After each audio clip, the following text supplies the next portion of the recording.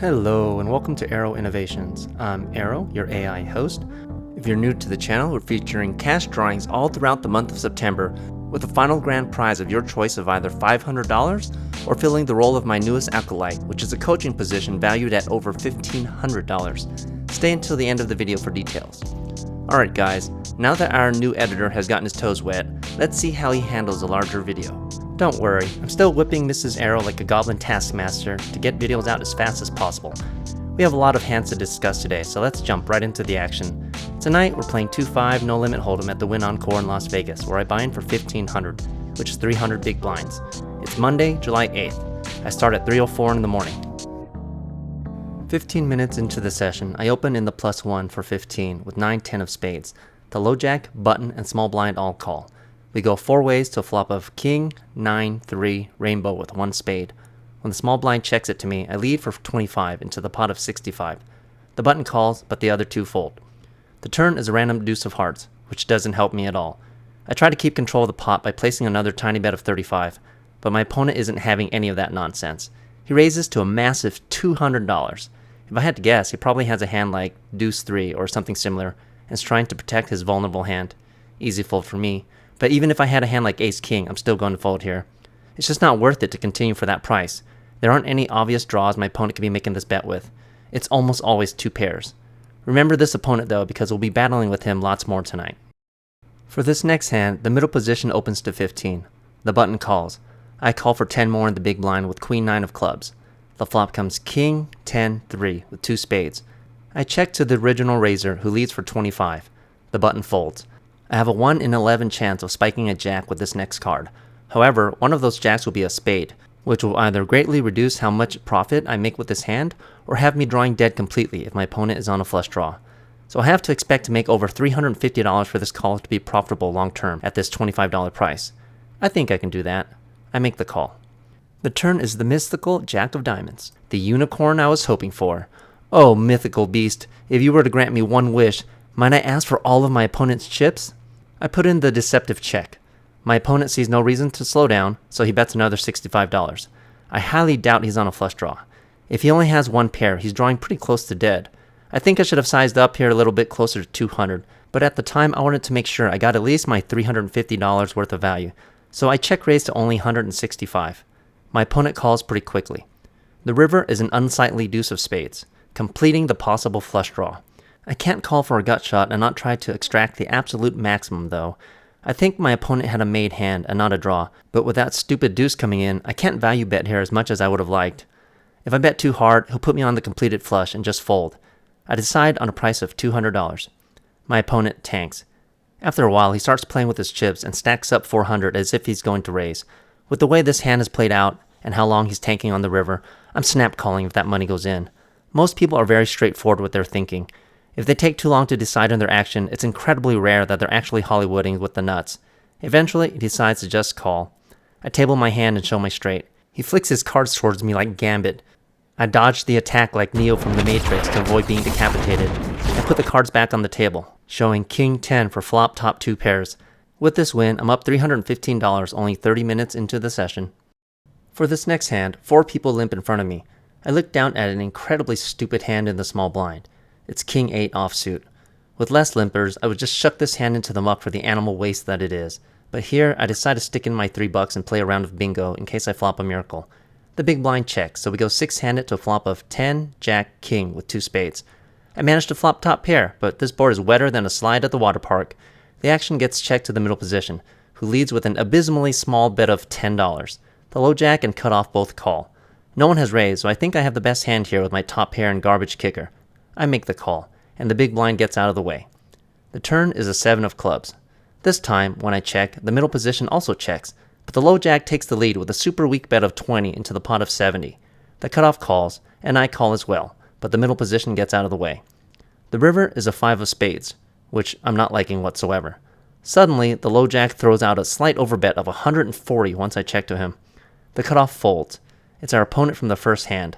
I lose to the obvious flush, which, from his bet sizing, is what he's indicating, but I beat the missed straight draw.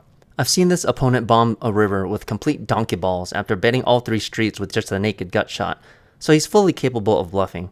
For a player like that, I don't mind paying him off. I make the call. Unfortunately, he shows 7-9 of spades for the river flush. He actually had an absolute monstrous draw. I should have folded pre-flop to avoid all this nonsense. My opponent wanted to make the vlog for this hand, so here he is.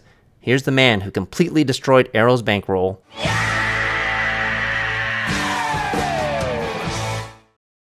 For this next hand, under the gun and cut off both limp when the button puts in a tiny raise of 15.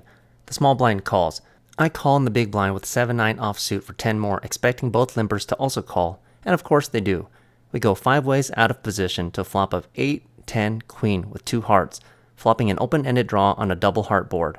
The action gets checked to the cutoff, who leads for 20. The OG raiser beefs up the action to 70, which is still smaller than the pot, all things considered. When the small blind folds, I decide to put in the call. If I spike a 6 that's not a heart, I think I can get paid massively here. I think I can still win if I hit a jack that's not a heart, but my straight will be too obvious. Overall, if the raise had been a tiny bit bigger, like $100, I'd have just folded. Under the gun folds, but the cutoff, our nemesis from 2 previous hands, puts in the call. The turn brings the 3 of spades, putting 2 spades on board to match the 2 hearts. A draw has been turned into complete garbage. I'm going to just fold to any bet here, even if it's for like $50. But when I check, suddenly the action gets checked around. I was not expecting that.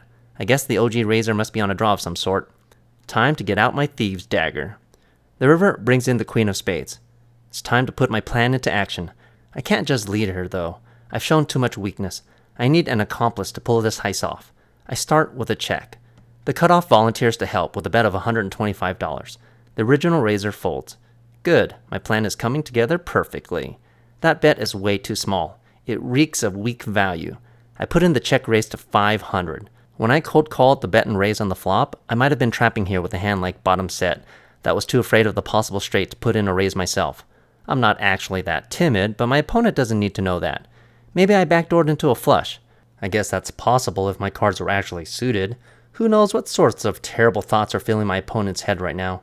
This is what happens when you try to get thin value out of a pro. I'm gonna turn that tree outside your window into the boogeyman. That creaking that your bed makes? Totally a monster under your bed. My opponent tanks for almost a full minute before making the fold. I don't show my hand though. Never show your hand unless you're forced to, especially good hands. You don't get anything out of it. You're just handing out free information that you don't have to. With this win, we're up $500, just barely over an hour. For this next hand, the cutoff opens to 20. The button calls. I 3-bet to 100 in the big blind with ace-king of hearts. The cutoff calls, but the button folds. We go heads up to flop of queen, 4, 5, all clubs. This is about as far off from my hand as possible.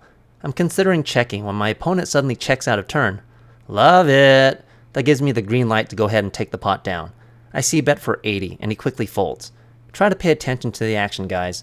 Don't give away any free information. Here, the button opens to 20. The small blind 3-bets to 60 with a stack of about 1,600. The button can open with anything against the blinds, to be honest. The small blind's 3-bet is also a bit on the weaker side since he'll be playing out of position the rest of the hand. I put in a cold 4-bet to 160 with king-jack of diamonds. There's an extremely small chance the button has any hand that could call against this sort of action. If the small blind makes the call, I'd be fine with that since I'll be playing in position the rest of the hand. Both opponents quickly fold, however, and I take away the dead money. For this next hand, under the gun opens for 15. The middle position calls. I decide to call with king 10 offsuit since I'm on the button. The flop comes king, jack, deuce, all spades. The original raiser checks, but the middle position leads for 20. We've battled this guy several times already. So far, his MO seems to be a weak bet when he's on a draw and then slam hard once he gets there.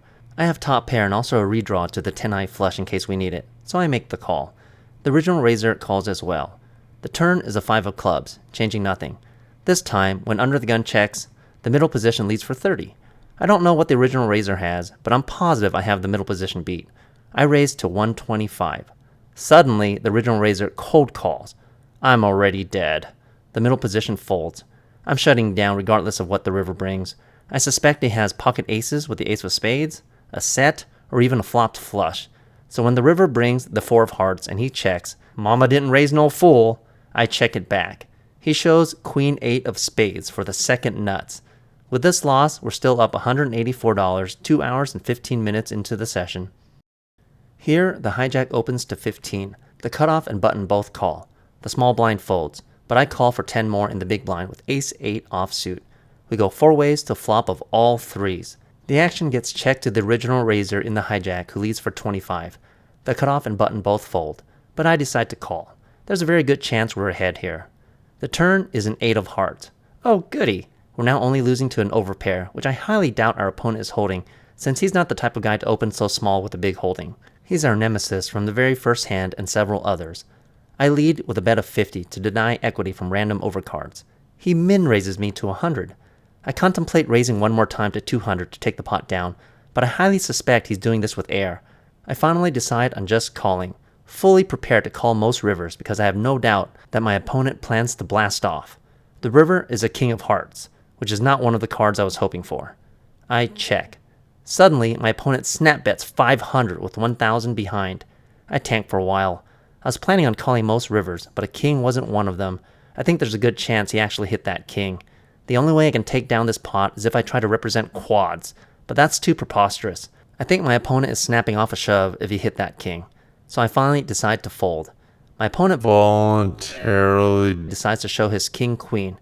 So I was right about all of my reads, including to fold the river. I wish the river had been some random small card so I could have snapped off his bet. 30 minutes later, there's a live 10. The low jack and hijack both limp. The button opens for 50 with a short stack of about 350. I 3-bet to 150 in the small blind with pocket 10s, hoping to absorb his small stack into my own and make his power mine. Everyone folds to the button, who makes the call. Don't do this, guys. He's basically committed 40% of his stack pre-flop. With a stack that small, either ship it or just fold. The flop is beautiful. 6-3-3 with 2 spades and no overcards to worry about. I put him all in for his last remaining 200 and he calls. The run out is a 4 of clubs and then a jack of clubs. My 10s hold for a nice little short stack snack. We're now up $450 again. 20 minutes later, I open to 20 under the gun with ace-queen offsuit. The cutoff, button, and big blind all call. The flop comes 7-3-3 with 2 diamonds and a spade. Small paired boards are great to commit some grand larceny, and even in the event I get called, I still have an ace or a queen as a backup plan in the getaway car. When the big blind checks, I lead for a tiny c-bet of 30. The cutoff calls and the other 2 fold. Man, how many times am I going to battle this guy? The turn brings an 8 of clubs. This shouldn't change too much, except a big bet here should get any small pocket pair like 5s or 6s to fold as well as any naked 7. I ramp up my bet sizing to 100. Look closely at my opponent. He reaches for a calling chip immediately. That's his first instinct. Then he pretends to look at his hand before putting in the call. Definitely a flush draw. Always pay close attention to your opponents. I plan to smash the vast majority of rivers just in case it gives my opponent a small pair to go along with his flush draw. It'd be shameful if the river were like a deuce and my opponent checks back with ace-deuce of diamonds, for instance.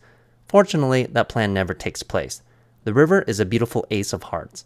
Okay, guys, you guys should all have the answer to this question by now. What should we do when we know our opponent has missed the board completely? I'll give you a few seconds to think about it. Should I bet this pot now that I've hit the ace? Absolutely not. I lay out the bear trap and put in a sneaky check. My opponent takes the bait and throws out a massive bet of 300. I snap call. He shows jack 6 of diamonds for the missed flush draw we knew he had. Just so you know, if the river had been a board pairing 7, 8, or even another 3, I would have done the same thing and check called. In the only lesson I was ever given before I turned pro, I was taught that sometimes you need to call with weak hands, and sometimes you need to lay down overpairs. That's a lesson I'm hoping to impart upon you today. If you don't believe me, check out the very first hand I played in vlog number 8, where I snap called my opponent's all-in shove with second pair. With this win, we're now up $914, 3 hours and 5 minutes into the session. For this next hand, I open under the gun to 25 with ace-king offsuit. The +1 calls with what he will later show as pocket 10s and a stack of about 800. The middle position 3-bets to 105 and a $1,500 stack. I'm considering 4-betting him because the last time he did this to someone only one orbit ago, he had ace-jack of diamonds. But then, an old guy in the big blind suddenly 4-bets to 300 with a 1K stack. Gray hair? Check. 1 foot in the grave? Check. Easy fold. Everyone else folds as well. 1 orbit later, I have the same hand in the same position again. I open to only 20 this time with ace-king offsuit. The same guy who 3-bet me in the last orbit 3-bets me again, but only to 65 this time. He's a 5-10 player who can be pretty aggressive pre-flop. He's gotten the better of me the first time we ever battled when he 4-bet with jack-queen of hearts for $300. He ended up smashing the flop and taking me for a full $1,500. Against someone that aggressive, I have no problem 4-betting my ace-king to 200. I hate that he has position on me though, which he's always had every single time we've battled in the past. He makes the call. The flop comes queen, 2, 4 with 2 clubs and 1 heart. Wow, I'm not loving that flop at all. If he has pocket queens, I'm drawing pretty close to dead. Perhaps I can get a smaller pair to fold like 10s or jacks. I lead with a half pot bet of another 200, and he calls again. Whoops. Well, that didn't work. The turn is a 10 of hearts. Okay, so now queens and 10s both make a set. This is starting to really suck. I should just check here and give up, to be honest, but I keep hearing this terrible voice in my head. No one likes a quitter, Aero. Come back to the baccarat tables. We miss you. Let's go gambling! Aw, damn it. I pumped the gas with another half pot bet of 425. Wait, do you guys smell that? Something freaking reeks. It's atrocious. Ugh. Smells like fresh diarrhea. Oh wait, it's my bluff line. That is one big pile of shit. My opponent smells it as well, so he shoves all in. That's 800 more for me to call with my gut shot. I've already pissed away 825 this hand. I'm not about to piss another $800 on a pure gut shot. There's no way my overcards are any good. I make the fold. I'm still up $65, so at least I can afford the gas for the trip home. I'll get you next time, Inspector Gadget. A few minutes later, I'm lamenting how I was up over $900 at the 3-hour mark, but squandered it all away playing ace-king as if they were aces. Although, truth be told, I would have folded aces in that spot too. I'm sitting here wondering how I can explain a second losing session in a row to my wife. Maybe I can tell her I got mugged. Here, the under the gun opens for 20. The low jack calls. The cutoff 3 bets to 80 with a stack of about 900. He's the old guy who 4-bet earlier to 300 and everyone else folded. I have no doubt that he is an utterly massive hand like kings or aces, but I have just the hand to crack it. I love these types of hands in position. I make the call with 6-7 of diamonds on the button, and the other 2 do as well. We go 4 ways to a flop of 6, jack, queen, rainbow with 1 diamond. We flop bottom pair with a backdoor flush draw. The action gets checked to the original raiser, who leads for 150, which is just below a half pot bet. I didn't call with my hand pre-flop to fold to this sort of flop, so I make the call like a donkey, but the other 2 fold. If there had not been a diamond on the flop, I would have just folded. That backdoor diamond draw is pretty essential to calling with my sort of hand. The turn is as good as it gets. It's a 6 of clubs. We're now only losing to a full house. My opponent suddenly checks. I would have been more comfortable if he just let out, but I still think he's way more likely to be holding kings or aces here than jacks or queens. I put in a tiny misleading bet of 150 into the pot of 625. My opponent shoves, and I snap call. A full house is unlikely to shove here with nothing to fear. The river is a deuce of clubs. My opponent shows pocket aces, and we table our hand for the win. I ponder whether to stay longer and try to chase my losses from the last session, which was a $2,200 loss on the 6th of July, but staying longer is what got me into that mess in the first place. I should just stick to the tried and true regimen of playing roughly 4-hour sessions. And besides, the sun is coming up and I'll start to take massive damage over time in direct sunlight if I don't make it back to my den. In for $1,500 and out for $2,636 for a profit of $1,136 after 3 hours and 45 minutes.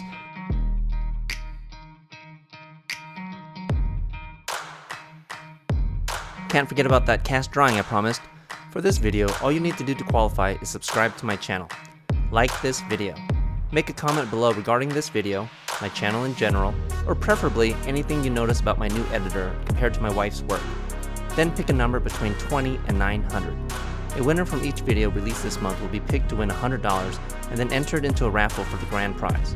Alright, so now we gotta figure out who won from the last video. And the winner is... dun dun dun. Congratulations to CSS Luck. You're the latest contestant on The Price is Right! Just make sure you get in touch with me to claim your prize. If you like what you saw today, please hit that like button and subscribe to my channel. It doesn't cost you anything, but it helps me more than you know. In fact, it'll likely help my channel grow. Check out my other videos for more tips and tricks on how to crush low stakes, no limit hold'em. And as always, I hope to see you in the next video.